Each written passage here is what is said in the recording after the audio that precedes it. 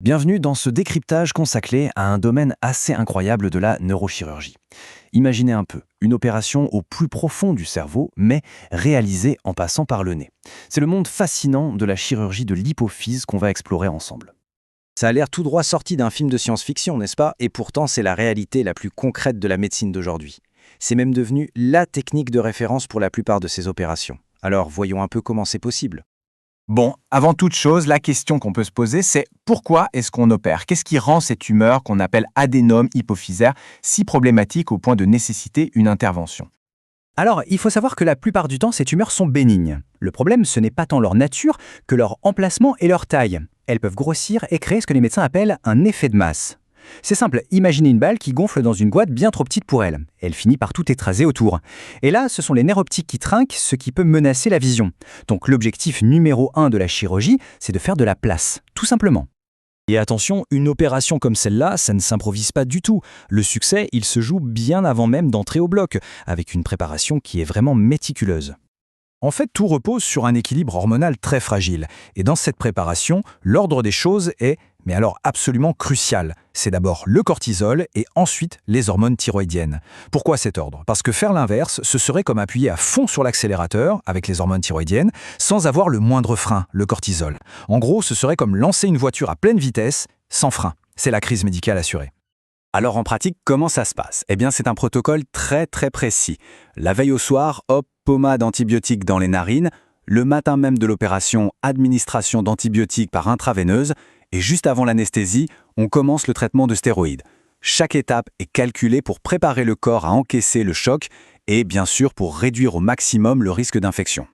Maintenant que tout est prêt, il faut choisir le chemin pour atteindre la tumeur. Et là, il y a deux grandes routes possibles. Et attention, ce n'est pas un choix personnel du chirurgien, c'est une pure décision stratégique qui va dépendre de la taille, de la forme et de l'emplacement exact de la tumeur. D'un côté, il y a la fameuse voie transphénoïdale, donc par le nez. C'est la voie royale la plus fréquente de très loin. Pourquoi? Parce qu'elle est moins invasive, elle ne laisse pas de cicatrices visibles et elle donne un accès super direct. De l'autre côté, on a la voie transcrânienne, donc par le crâne, qui elle est réservée aux cas vraiment plus complexes. Alors justement, dans quel cas est-on obligé d'ouvrir le crâne? Eh bien, c'est pour des situations bien précises. Par exemple, pour ce que les chirurgiens appellent une tumeur en pain de cottage. Imaginez une tumeur qui a réussi à passer par un tout petit trou et qui a grossi de l'autre côté, un peu comme un champignon qui sort de terre. Elle se retrouve coincée, étranglée et donc impossible à sortir par en bas. Pareil si la tumeur est très étendue ou si elle est particulièrement dure et fibreuse. Là, l'accès par le crâne devient la seule option. Allez, on pousse les portes du bloc opératoire. On va suivre, de façon simplifiée bien sûr, le déroulement de l'opération la plus courante, la fameuse voie par le nez. En gros, ça se passe en 4 temps. D'abord, l'approche. Les chirurgiens se feraient un chemin jusqu'à cette petite loge osseuse qui abrite l'hypophyse. Puis, l'ouverture. On fait une petite fenêtre dans l'os. Troisième étape, le cœur du réacteur, le retrait de la tumeur. Là, avec des instruments très longs, très fins et sous microscope, on enlève délicatement la tumeur. Et enfin, on referme tout, on scelle la zone, parfois avec un petit bout de graisse pris sur l'abdomen pour être sûr qu'il n'y ait aucune fuite. C'est un processus d'une délicatesse incroyable. Et pour bien comprendre la tension qu'il peut y avoir dans le bloc, il y a cette phrase, tirée d'un manuel de chirurgie, qui dit tout. Ça donne une idée de la précision extrême qui est nécessaire. L'artère carotide, c'est une véritable autoroute sanguine, elle est juste là, à quelques millimètres de la zone de travail. L'erreur est interdite. Et quand la tumeur est toute petite, on parle de microadénome. Il y a une analogie qui est juste parfaite pour décrire la difficulté. C'est un défi immense, parce que non seulement c'est minuscule, mais en plus, la texture de la tumeur peut être quasi identique à celle de la glande saine autour. Il faut donc la repérer et l'enlever sans abîmer ce qui est sain. Évidemment, qui dit opération délicate dit risque. Ils sont rares, mais ils existent. Mais heureusement, on ne navigue pas à l'aveugle. Les chirurgiens utilisent des outils comme la neuronavigation. C'est une sorte de GPS du cerveau, si on veut, qui permet de se repérer au millimètre près et de sécuriser absolument chaque geste. Voilà, l'opération est finie.